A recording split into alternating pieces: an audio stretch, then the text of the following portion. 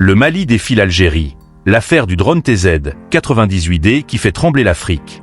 Une crise internationale explose de nouveau. Écoutez très bien ce qui se passe en ces deux titans d'Afrique. C'est du lourd. Le 4 septembre 2025, une onde de choc a traversé l'Afrique et au-delà, lorsque le gouvernement malien a officiellement saisi la Cour internationale de justice, CIJ, à La Haye pour dénoncer ce qu'il qualifie d'agression caractérisée de la part de l'Algérie. Au cœur de cette crise diplomatique sans précédent se trouve un incident qui pourrait redéfinir les relations entre ces deux nations voisines et influencer la géopolitique du Sahel. La destruction, dans la nuit du 31 mars au 1er avril 2025, d'un drone de reconnaissance malien, immatriculé TZ-98D, à Tinzaouaten, dans la région de Kidal. Cet acte, que Bamako qualifie de prémédité, est perçu comme une violation flagrante de l'intégrité territoriale du Mali, un affront direct à sa souveraineté et une atteinte aux principes fondamentaux du droit international. Mais que s'est-il réellement passé cette nuit-là? Pourquoi cet incident a-t-il conduit à une escalade aussi spectaculaire? Et quelles pourraient être les répercussions pour la stabilité régionale et internationale? Accrochez-vous, car cette affaire est bien plus qu'une simple querelle entre deux pays voisins.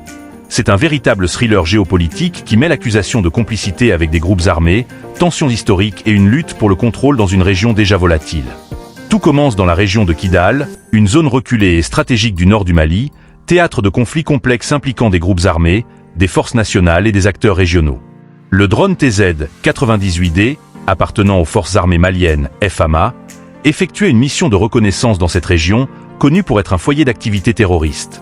Selon Bamako, ce drone opérait strictement à l'intérieur des frontières maliennes, surveillant des zones où les groupes armés, souvent qualifiés de terroristes, planifient des attaques contre les populations civiles et les forces de sécurité.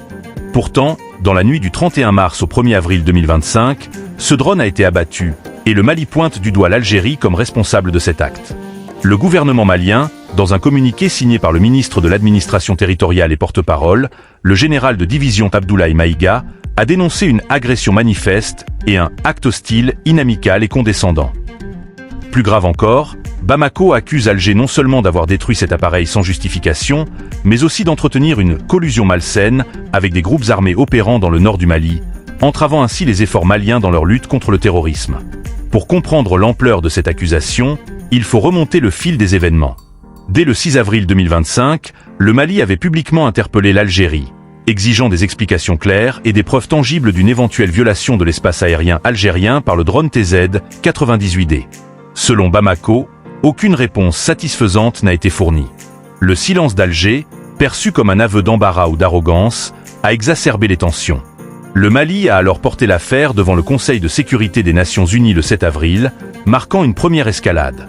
Mais face à l'absence de progrès diplomatique, Bamako a décidé de frapper plus fort en saisissant la CIJ, une démarche rare et audacieuse qui traduit la gravité de la situation. Cette plainte, déposée le 4 septembre 2025, invoque des violations du droit international, notamment le principe de non-recours à la force, consacré par la Charte des Nations Unies, la résolution à RES 29/3314 de l'Assemblée générale de l'ONU et les textes de l'Union africaine, dont le pacte de non-agression et de défense commune. Mais l'Algérie, de son côté, ne reste pas muette. Selon le ministère algérien de la Défense, le drone malien aurait bel et bien violé l'espace aérien algérien, une affirmation appuyée par des données radars qui, selon Alger, démontrent clairement une incursion. Cette version des faits est catégoriquement rejetée par Bamako, qui insiste sur le fait que le drone opérait à l'intérieur du territoire malien, dans une zone proche de la frontière algéro-malienne, longue de près de 1500 km. Cette frontière, poreuse et difficile à surveiller, est depuis longtemps un point de friction entre les deux pays. Les accusations mutuelles ont rapidement dégénéré en une crise diplomatique majeure. Espaces aériens fermés réciproquement, rappel des ambassadeurs, suspension des vols d'Air Algérie vers Bamako. Ces mesures de rétorsion témoignent d'une rupture profonde, mais elles soulèvent aussi une question cruciale. Pourquoi cet incident, en apparence isolé, a-t-il pris une telle ampleur? Pour répondre à cette question, il faut plonger dans le contexte géopolitique du Sahel, une région marquée par l'instabilité, les conflits armés et les rivalités régionales. Le Mali, sous la direction de la junte militaire depuis le coup d'État de 2020, a adopté une posture de plus en plus souverainiste, rompant notamment avec des partenaires historiques comme la France en 2022. Cette rupture a conduit Bamako à se rapprocher d'autres acteurs, comme la Russie, tout en renforçant ses capacités militaires, notamment via l'acquisition de drones pour surveiller son vaste territoire. L'Algérie, quant à elle, joue un rôle clé dans la région en tant que médiatrice dans les accords de paix, notamment les accords d'Alger de 2015, qui visaient à stabiliser le nord du Mali. Cependant, ces accords sont aujourd'hui critiqués par Bamako, qui les considère comme un échec, voire une tentative de l'Algérie d'exercer une influence excessive sur les affaires maliennes.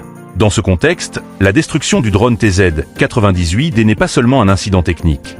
Elle est perçue par le Mali comme une tentative délibérée de l'Algérie d'affaiblir ses efforts de lutte contre le terrorisme, voire de protéger des groupes armés actifs dans la région.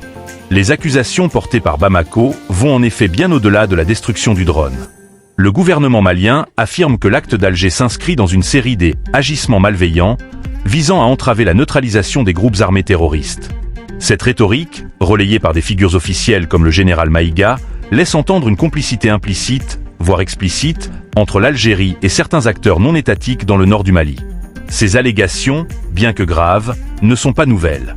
Depuis des années, des soupçons pendent sur l'Algérie, accusée par certains observateurs de jouer un double jeu dans le Sahel, médiatrice d'un côté, mais tolérante envers certains groupes armés de l'autre, pour préserver ses intérêts stratégiques. Bamako, en saisissant la Sige, cherche non seulement à obtenir réparation pour la perte de son drone, mais aussi à exposer ce qu'elle considère comme une hypocrisie algérienne sur la scène régionale. Cette affaire soulève des questions brûlantes sur le droit international et la souveraineté des États. La Charte des Nations Unies, invoquée par le Mali, interdit explicitement le recours à la force contre l'intégrité territoriale ou l'indépendance politique d'un autre État. La résolution 3314 de l'ONU, adoptée en 1974, définit l'agression comme l'emploi de la force armée par un État contre la souveraineté d'un autre, ce qui inclut des actes comme la destruction d'un appareil militaire sur le territoire d'un État tiers. Si le Mali parvient à prouver que le drone TZ-98D a été abattu à l'intérieur de ses frontières, l'Algérie pourrait être reconnue coupable d'une violation grave du droit international. Mais la tâche ne sera pas aisée. La Sige, en tant qu'organe judiciaire principal des Nations Unies, exige des preuves solides, et l'absence de réponse claire de la part de l'Algérie complique la situation. Alger, de son côté, pourrait arguer que le drone représentait une menace pour sa sécurité nationale, justifiant ainsi son action. Cette bataille juridique promet d'être complexe, avec des ramifications qui pourraient dépasser le cadre bilatéral. Au-delà de l'aspect juridique, cette crise a des implications profondes pour la stabilité du Sahel. La région, déjà fragilisée par la prolifération des groupes armés, les crises humanitaires et les tensions politiques, ne peut se permettre une escalade entre deux acteurs majeurs comme le Mali et l'Algérie. La fermeture mutuelle des espaces aériens et la suspension des relations diplomatiques risquent d'isoler davantage le Mali, qui dépend de ses voisins pour le commerce et la sécurité. Par ailleurs, cette affaire pourrait compliquer les efforts de coopération régionale dans la lutte contre le terrorisme, un enjeu crucial pour des organisations comme le G5 Sahel. En accusant l'Algérie de toute complicité avec des groupes armés, le Mali jette une ombre sur la crédibilité d'Alger en tant que partenaire régional, ce qui pourrait avoir des répercussions sur d'autres initiatives multilatérales. Mais cette crise est aussi révélatrice des tensions internes au Mali. La junte au pouvoir, dirigée par le colonel Assimi Goïta, cherche à consolider son autorité en adoptant une posture ferme face aux ingérences étrangères.